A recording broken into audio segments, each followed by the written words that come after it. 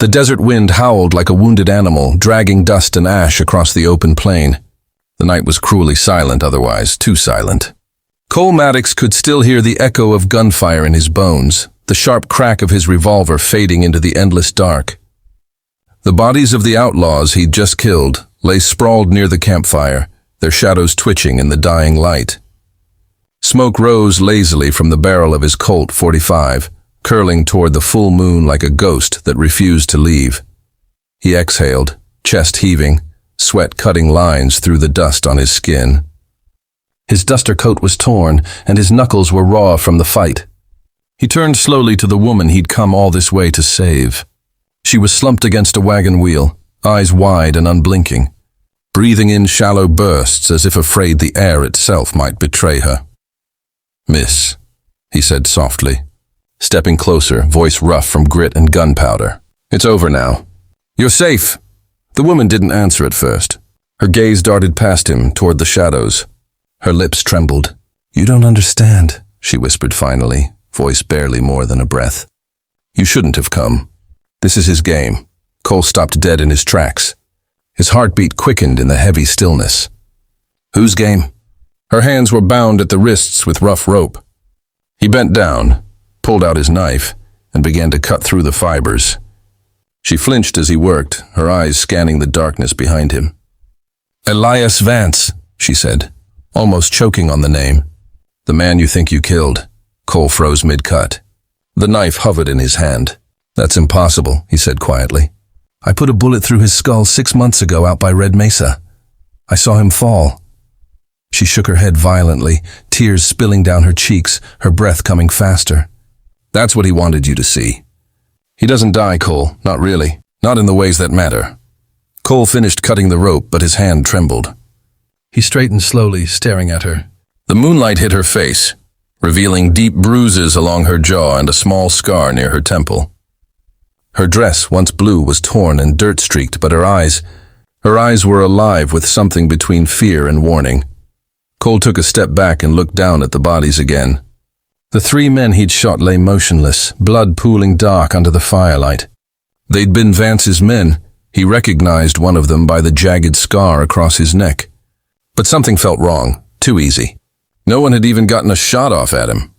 He crouched near one of the corpses and turned the boot slightly. A flash of red caught the moonlight. A handkerchief tied to the left boot. He frowned and checked the next man. The same thing, and the next Cole's breath caught. That was Vance's calling card. Something he always left on his victims, not his own men. 3 red handkerchiefs. 3 warnings. He rose slowly, every instinct in him screaming that something was off. The night pressed in around him like a living thing. "This doesn't make sense," he muttered. The woman stood now, hugging herself against the cold wind. "He knew you'd come for me," she said quietly. "He wanted it. He wanted you to kill them. Why?" Cole's voice cracked through the air. "Why would he want that?" She stared into the fire. "Because they weren't his men anymore. They tried to run. They betrayed him!" Cole's pulse thundered in his ears. "And now? Now he's coming for you." Cole turned sharply, scanning the dark edges of the canyon. The fire hissed as a gust of wind blew through. Somewhere beyond the flickering light, a coyote's howl echoed, long, mournful, and far too close. His fingers brushed the grip of his revolver. He'd fought plenty of men before, killers, thieves, bandits, but none had haunted him the way Elias Vance did. Vance wasn't just cruel. He enjoyed cruelty. He played with people's lives like a chessboard, moving them into place, forcing them to think they were winning until he tore it all apart. Cole had believed he'd ended that reign of terror half a year ago. He'd buried that memory deep. But now, standing here under the endless black sky, he realized maybe the game had never ended at all. The woman took a step toward him, her voice trembling. "He's been watching you, Cole, ever since Red Mesa. Every move you've made, every mile you've ridden, he's been waiting. He wanted you angry enough to hunt him down again." Cole shook his head, his jaw tightening. "No, I don't believe that." "He's dead," she didn't answer. Her silence was worse than words. Then from somewhere across the canyon came a faint sound, a slow, mocking whistle. The hair on the back of Cole's neck stood on end. It was a tune he knew all too well, Elias Vance used to hum that same tune whenever he was about to kill someone. The woman gasped softly and backed away from the edge of the firelight. "He's here," she breathed. Cole drew his revolver and turned toward the sound. His eyes scanned the ridge, the rocks, the shadows.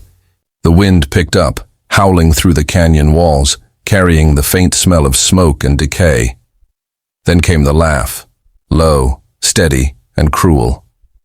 It rolled through the canyon like thunder, the kind of sound that got into your bones and stayed there. Cole's grip on his revolver tightened until his knuckles went white. The woman's voice broke. "Do you see now? You didn't save me. You just walked into his trap." Cole glanced at her, then back into the dark. "If it's a trap," he said, "then I'll spring it." He took a step forward, boots crunching on gravel. The fire behind him hissed and crackled, sending sparks into the air. For a heartbeat, the only sounds were the wind and the faint jingle of his spurs. Then a voice answered from the darkness. "Always so brave, Maddox. Always so predictable." Cole froze. The voice was calm, mocking, and far too familiar.